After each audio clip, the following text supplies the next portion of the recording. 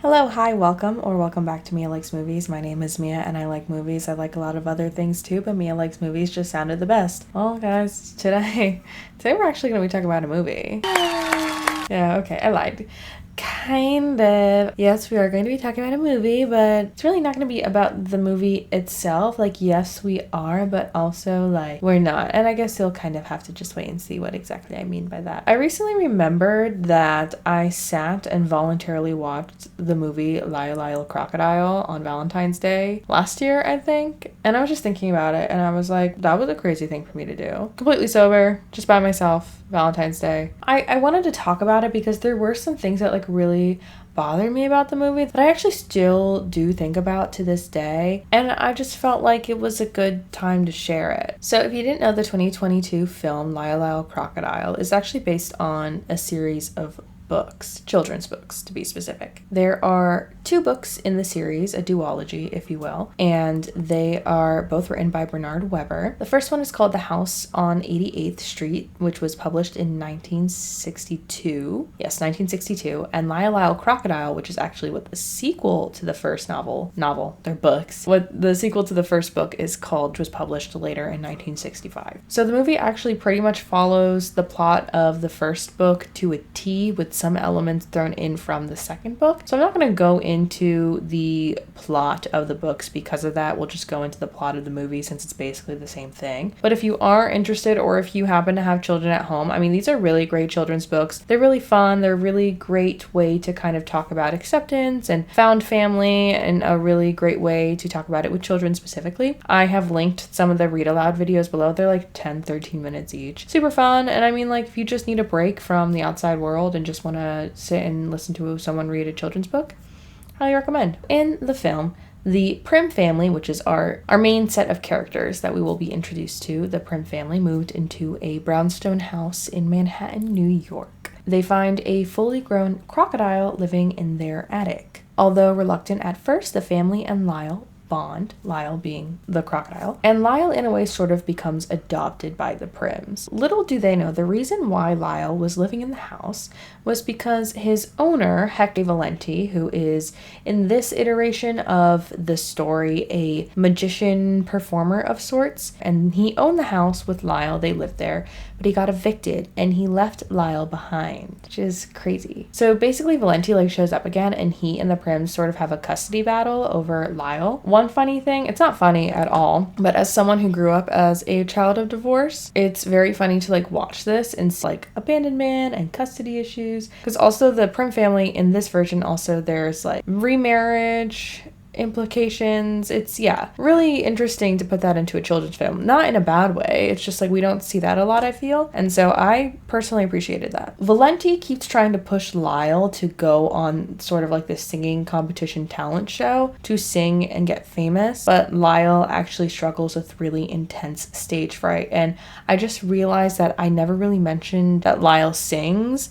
I felt like we all kind of knew that, but if you didn't know that, and this is like your first introduction to the Lyle Crocodile lore, yes, Lyle the crocodile, just known as Lyle really, surname Crocodile potentially, is a singer. A singing crocodile. He doesn't speak though, he just sings, and he's voiced by Shawn Mendes. Personally, I don't think was the right call. I think Shawn Mendes was miscast in this. We'll kind of get into this later. I think that Lyle should have had a really strong, like, bright, tenory, musical theater-y voice. Like something more akin to like Andrew Feldman. I think Andrew Feldman would have been a better Lyle Crocodile. I like taxis, I like trains, I like Brooklyn when it rains. I don't think Shawn has the range personally, and I would say that to his face. Back to the story. So while this whole like American Idol X Factor underdog story is happening, the Prim's neighbor, Mr. Grump, is trying to get Lyle sent to a zoo. He's like annoyed at the fact that there's like a crocodile living in and around this house. He's setting up like surveillance cameras and he's taking notes, and it's getting like really intense. Hector Valenti, full government name I'm putting out there just to be clear, rats out Lyle to the authorities, yes, to the police, on behalf of Mr. Grumps in order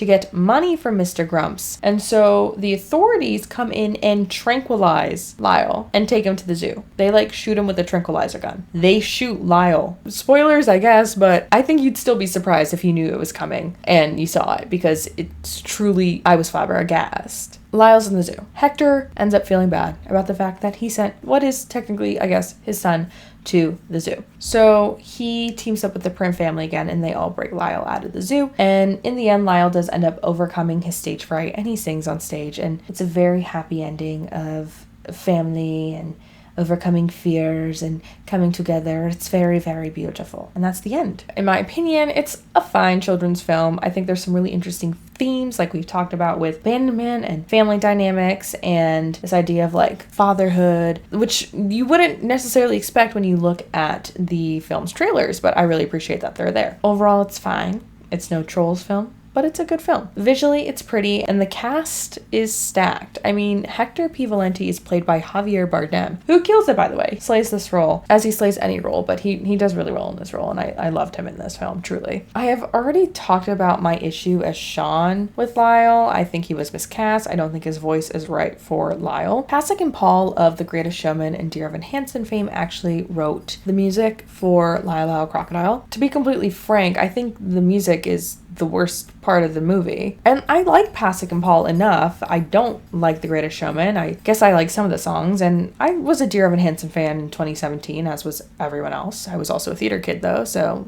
I don't have an excuse, but that's another issue altogether. I just think that the songs in this are so out of place. Pasek and Paul are known for this kind of like poppy, upbeat musical theater, and have really ushered in this new wave of pop music on Broadway thanks to Dear Evan Hansen and Dear Evan Hansen's popularity, specifically with the younger generation, as Broadway has been wanting to cater to younger generations in order to defeat the allegations of theater being a dying art form, essentially. Before we get too deep into my musical theater rant, I have a background in theater, if you didn't know. I went to theater school since I was 13. I went to a performing arts middle school for 8th grade for theater. I went to a performing arts high school for theater, and I studied acting in college. I have been doing musical theater since I was 9 years old. Am I good at it? Not necessarily, but I love it to bits. And I know too much about it for someone who is not necessarily pursuing musical theater as a career. All that to say, in musical theater specifically, the songs are meant to not only further the plot, but a lot of the times when the songs happen, it's because the characters they are feeling so much that they can no longer articulate how they are feeling through dialogue. So they sing their emotions instead. That is the point of songs in musical theater shows. Is that always the case? No. Especially in like older musical theater, not to get into like musical theater history too much in this random ass video about Lyle, Crocodile. The earliest forms of musical theater, that was often not the case, as they were writing songs to be played on the radio. They would then write a story around the songs. But as the genre evolved, and as we got more into the modern era, and as we got more into writing realism on stage, and then they would write the songs to relate more to the plot and the character, and then write the stories around that. Very oversimplification of musical theater history, but all that to say,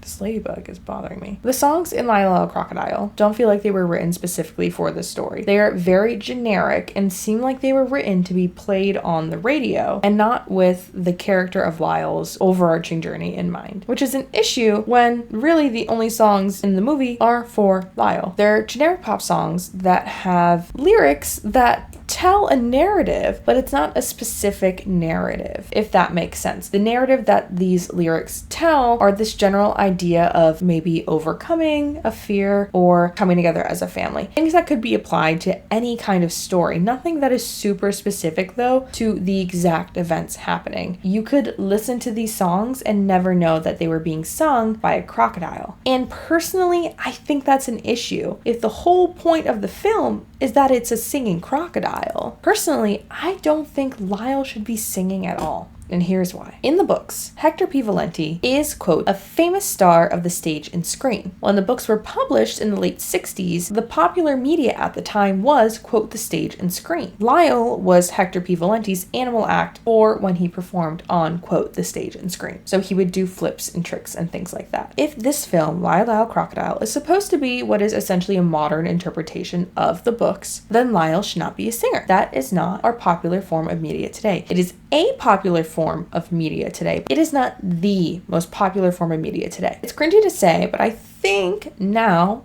we can say that our popular form of media, our popular entertainment of today is social media. TikTok, Instagram Reels, YouTube, etc. With this logic, it would have been a more faithful interpretation or adaptation of the original books by making Lyle a TikTok dancer than it would be to make him a singer. Also, reptiles like crocodiles and alligators, they actually don't have larynxes and their vocal cords are very simplified. They're not super advanced. Additionally, their lung muscles literally don't have enough power or range to control what would be the airflow in the vocal cord area to create vocalizations. To simplify all of that, crocodiles can't sing. Therefore, making Lyle a TikTok star would be more realistic than making him a singer, in addition to it being more faithful. Controversial, yet so brave of me to say. And honestly, if I'm being completely honest with you, I think that is my biggest issue with this film. I think the choice to make Lyle a singer was unfounded, unrealistic, and just plain old stupid. But I'm still not done here. I have more to say, unfortunately for everyone. In this film, there is a small visual gag, which the Prims and Lyle are prancing about in New York City. They are taking a tour, and they're riding a taxi, and they are all wearing University of Florida merch. And this merch has the University of Florida mascot on it. And if you didn't know, the University of Florida's mascot is Albert Gator. Yeah, gator, as an alligator, not crocodile.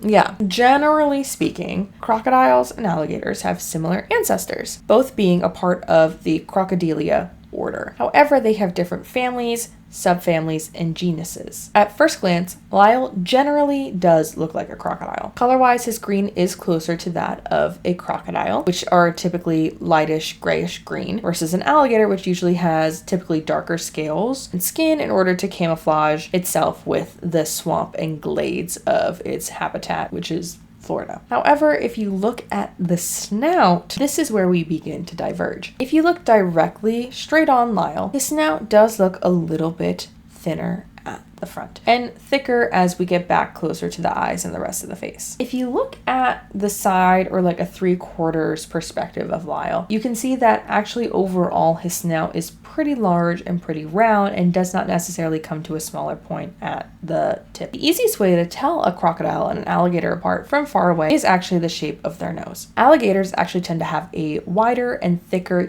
U-shaped snout, whereas crocodiles will typically have more of a V-shape, becoming thinner towards the nostrils at the end. Some are thinner than others. If you look at the Nile crocodile, it's very thin. All that to say though, it is usually sharper, whereas alligators are rounder snouts. In my obviously biased opinion, if you look at the side, that looks much more similar to a alligator snout than it does a crocodile's. Also, if you begin to look at Lyle's teeth, it is predominantly his top teeth that stick out of his mouth when it is closed. Because of the way that their jaws and their teeth are shaped and locked together, only the upper teeth are visible when alligators close their mouth. For crocodiles, the teeth on their lower jaw actually fit into grooves on the outside of their top jaw. So when they close their mouth, you get that crocodile smile or that toothy grin that shows actually top and bottom teeth. So once again, point towards Team Gator, Lyle mostly has his top teeth out, which is a gator thing, not a croc thing. I'm still not done. There's a couple more points I want to make. Crocodiles are actually much more aggressive than alligators. And Lyle is obviously not aggressive. He's very friendly. In fact, he's shy. And I guess aggressive people can be shy, maybe, but generally speaking, that's not the case. You could say this one's kind of a stretch, but also I really don't think it is. I don't think it is. Finally, crocodiles are actually sensitive to colder weather. Unlike alligators, which can tolerate it, this story takes place in New York City, specifically Manhattan. And Lyle lived there for years. Hector adopted him when he was a little itty bitty baby, but we find him in the house when he is much older. So he has been living there for presumably many, many years. Those years have seasons. Seasons change, time passes. One of those seasons is winter, which is cold, almost famously cold, in New York, which is where this story takes place. And if crocodiles don't do well in cold weather, but Lyle was able to survive many years through New York winters, then he can tolerate the cold. But crocodiles can't tolerate the cold, but alligators can. Therefore, Lyle is an alligator. I think that's the most damning evidence, in my opinion. Movie Lyle is actually an alligator, not a crocodile at all. There were so many artistic choices made to make him look like an alligator when he's a crocodile. And it's like, why? I don't know. I don't know the answer to that. But I mean, overall, I liked it. The books are better, as usual. I think they have a little more charm. The illustrations are beautiful. And honestly, tell a story in a way that's very interesting for children. And like, honestly, I don't even know why I made this video, but it's something to talk about. And these are my thoughts that I felt I needed to sit down and share. So thank you for giving me the time to do so. If you made it all the way here, make sure to like, subscribe, leave a comment, and I will hopefully see you in the next video. And yeah, that's it. Okay.